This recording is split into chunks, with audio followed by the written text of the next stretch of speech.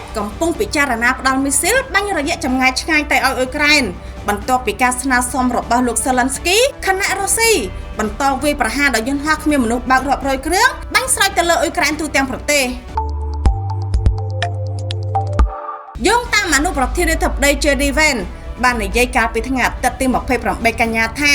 សហរដ្ឋអាមេរិកកំពុងពិចារណាសំណើរបស់អ៊ុយក្រែនក្នុងការទទួលបានមីស៊ីល Tomahawk ដែលជាប្រភេទកាំជ្រួចមីស៊ីលឆ្លាតវៃបាញ់រយៈចម្ងាយឆ្ងាយ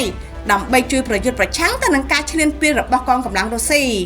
ប្រធានាធិបតីអ៊ុយក្រែនលោក Volodymyr Zelensky បានស្នើឲ្យសហរដ្ឋអាមេរិកលក់មីស៊ីលប្រភេទនេះទៅឲ្យបណ្ដាប្រទេសអឺរ៉ុបដែលអាចផ្គត់ផ្គង់ដល់ប្រទេសអ៊ុយក្រែនបានតាមសេចក្តីរាយការណ៍បានឲ្យដឹងថា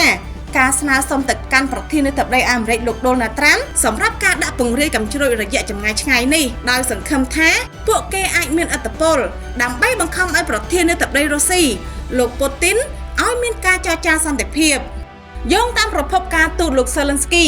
ជឿជាក់ថាវត្តមានរបស់មីស៊ីលប្រភេទ Tomahawk នៅក្នុងឃ្លាំងអាវុធរបស់ប្រទេសអ៊ុយក្រែននឹងផ្លាស់ប្ដូរយ៉ាងសំខាន់នៅក្នុងយុទ្ធសាស្ត្រនៃសង្គ្រាមដែលកំពុងកើតឡើងដោយផ្ដល់ឲ្យអ៊ុយក្រែននៅការទប់ស្កាត់កាន់តែខ្លាំងប្រឆាំងទៅនឹងការជឿនលឿនរបស់រុស្ស៊ីដែលកំជ្រួចដែលផលិតដោយសហរដ្ឋអាមេរិកនេះមានសមត្ថភាពវាយប្រហារគោលដៅបានចម្ងាយជាង 2000 គីឡូម៉ែត្រត្រូវបានចាត់ទុកថាជាឧបករណ៍ដ៏មានប្រសិទ្ធភាពបំផុតនៅក្នុងសង្គ្រាមសម័យទំនើបលោក Vance បានឲ្យដឹងថាប្រធានាធិបតីអាមេរិកលោក Donald Trump នឹងធ្វើការសម្រេចចិត្តចុងក្រោយលើបញ្ហានេះ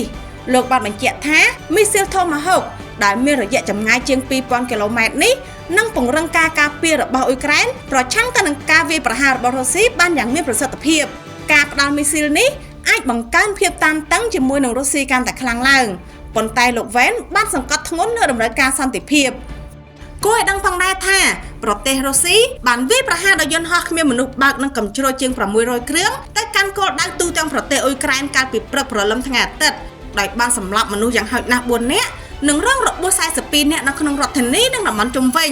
ដែលនេះគឺជាការវាយប្រហារដ៏ធំបំផុតមួយនៅក្នុងសង្គ្រាមដែលកំពុងកើតឡើង។